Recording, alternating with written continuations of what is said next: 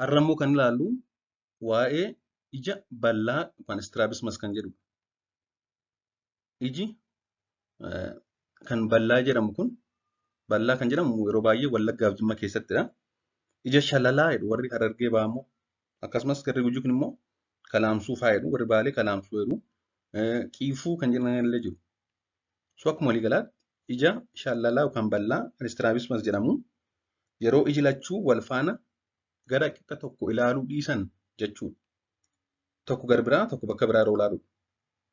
Iji lamaan bakka tokko ilaaluu dhiisanii bakka adda addaatti yeroo daayireekshiniin ijaa garaagara ta'udha jechuudha. So inni kun ija bal'aa yookaan istiraabismas jedhamee beekama. Waa'ee kanaa gabaabsinee haa ilaallu. Chaanalii kanaaf haaraa taanaan sabskiraayib gochuun hin dagatinaa. Akkasumas gaaffii qabaannaan koomentii jala naa kaa'aa. Noormaalii miira agartuu gaarii qabaachuuf iji lachuu wal faana gara qixa tokkoo ilaaluu qabu. Daayireekshinii tokko wal faana ilaaluu qabu. Sochii iji lachuu wal faana taasisan kana immoo kan hoogganu sammuudha.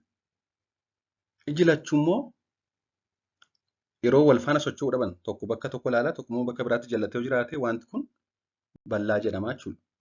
Egaa wanti bal'aa yookaan ija shallala jedhamu istiraabismas jedhamu kun gosa adda addaatu jira. Istiraabismasiin yookaan iji bal'aan gosa adda addaatu jira. Inni jalqabaan kan yeroo mara mul'atudha. Yeroo hundaa kan akkas ta'e mul'atudha. Tokko immoo kan darbee qofa mul'atudha. Fakkeenyaaf yeroo dhukkubbii cimaa fi dadhabbii humnaa olii qabnu takka iji keenya akkas ta'uu danda'a. Inni kun darbee isa mul'atudha. Inni jalqabaan immoo kan yeroo hunda mul'atudha. Inni sadaffaan kan ija tokkorraa ija biraatti utaaludha. Takka ija tokkotu ija mirgaatu isa bitaa waliin socho'uudha. Takka immoo ija bitaatu isa mirgaa waliin socho'uudha. Ija tokko ija biraatti utaala jechuudha. Amma iji tokko yoo jallate booda yookaan immoo guyyaa itti aanu ija biraatu jallata jechuudha. So kan yeroo mara mul'atu, kan al tokko qofa mul'atuu fi kan ija tokko ija biraatti daddarbu yookaan cacca'u jechuudha. Gosa sadiitu jiru. Wanta kana immoo maaltu fida yookaan bal'aa yookaan istiraabismasii maaltu fida kan jedhu immoo ilaalu. Wanta kana kan fidu tokko dhibee sammuu keessaa. Dhibee sammuu keessaa wajjin waan wal qabatu waan akka istirookii waan akka dhibee adda addaa akka dhibee sammuu wajjin wal qabatu kana fiduu danda'a. Akkasumas laamsha'uu narvii fi maashaalee ijaadha. Narvii ijaa fi maashaaleen ijaa yeroo miidhaman kun mul'achuu danda'a. Akkasumas hir'achuu dandeettii agartuu. Yeroo dandeettiin agartuu keenyaa irratu wanti kun mudachuu danda'a. Akkasumas dhibee boolla ijaa keessatti ba'an yookaan mul'atan fakkeenyaaf godaannisa, dhiita adda addaa fi kan kana fakkaatan kana fiduu danda'u. Dhibeen kun akkamiin yaalamaa yoo jenne tokko hordoffii.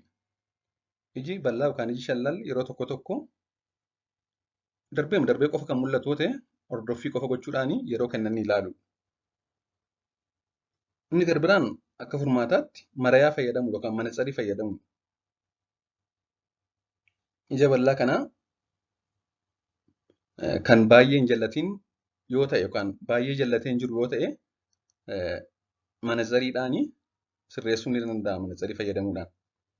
Inni sadaffaan immoo baqaqsanii sirreessuu kan baqaqsanii yaaluudhaanidha. Istiraabismasii yookaan ija bal'aa kana baay'ee jallatee jira yoo ta'e opereeshinii barbaachisa. Egaa inni kun yoo baay'ee jallatee jiraate yoo manatsariidhaanis wanta hin sirroofne ta'e opereeshiniidhaan bakka adda addaatti biyya keenya keessatti ni kennama. Baqaqsanii yaaluudhaan sirraa'uu danda'a jechuudha. So akka samariitti iji bal'aan yookaan istiraabismasiin gosa sadiitu jiru. Tokko kan darbee qofa mul'atudha. Inni garbiraan kan yeroo hunda mul'atudha. Inni sadaffaan immoo kan ija tokko ija biraatti ce'udha.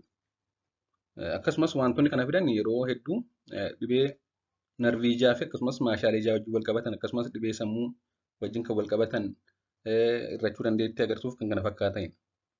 Akka furmaataatti immoo darbee qofa kan mul'atu ta'e yeroo kennan hordofuudha. Yoo xiqqaama jallatee immoo manatsarii fayyadamuudha. Inni dhumaa fi inni baay'ee jallateef taasifamu immoo opereeshinii jechuudha.